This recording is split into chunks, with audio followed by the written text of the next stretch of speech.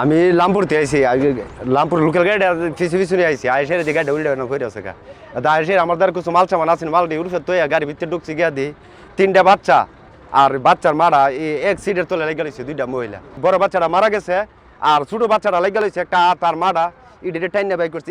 এই বাচ্চাটা তলে একটা মহিলা আছেন মনে আমরা এই এলাকার হইব কার আত্মীয়জন এলাকায় এই মহিলাটার 2টা মহিলা জীবিত বাই করছি ড্রাইভারের সিটটা লেগে আছে এরপর আর একটা বাচ্চা ওই পরে বেকু দিয়া টান দিয়া ফোর্স করে সেই যে বাচ্চাটা রাত্রা লেগে আছে এই বাচ্চাটা বাইক করিয়া আমরা লড়ি মঞ্চুর চেয়ারম্যানের বাড়িতে দিয়েছিল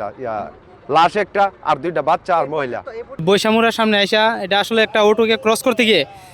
হালকা টাকের সাথে একটা ঘষা লাগছে ঘষা লাগার পরে নিয়ন্ত্রণ হারিয়ে এটা কাঁধে পড়ে গেছে আর আমি বাসে ছিলাম ড্রাইভারের পিছনের সিটে ছিলাম আমি হাতে প্রচুর ব্যথা পাইছি আমি সাথে সাথে বেরিয়ে গেছি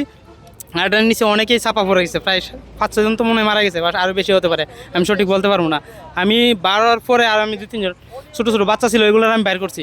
তারপরে আমার অবস্থা খুবই খারাপ আমি বাইরে চলে গেছি। নগদ নিয়ে এলো হার নামানা হার অফার।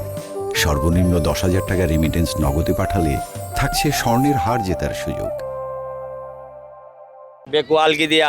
লোক কিতা বাইর করছে বাইর করিয়া এরপরে আপনার সামনে এই যে রাস্তার দ্বারাই না লাশ ইতা তৈছে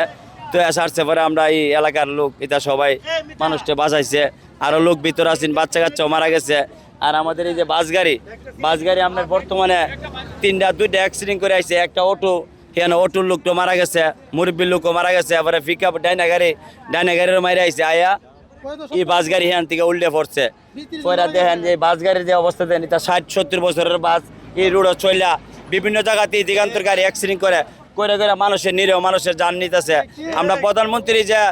তারেক জিয়া স্যার এটাই বলতে চাই এই বাস গাড়ি এটা ডাইরেক্ট রোড থেকে ব্যান করে দিত। আর 11টার কাছাকাছি আমরা খবর পাইছি আমরা আসার পর দেখলাম যে বাসটা উল্টে আছে আমরা গুরুতর আহত 8 জনকে হাসপাতাল পাঠিয়েছি তার মধ্যে 4 জন অবস্থা খুবই গুরুতর এবং তাদের কোনো নড়াচড়া বা মুভমেন্ট ছিল না।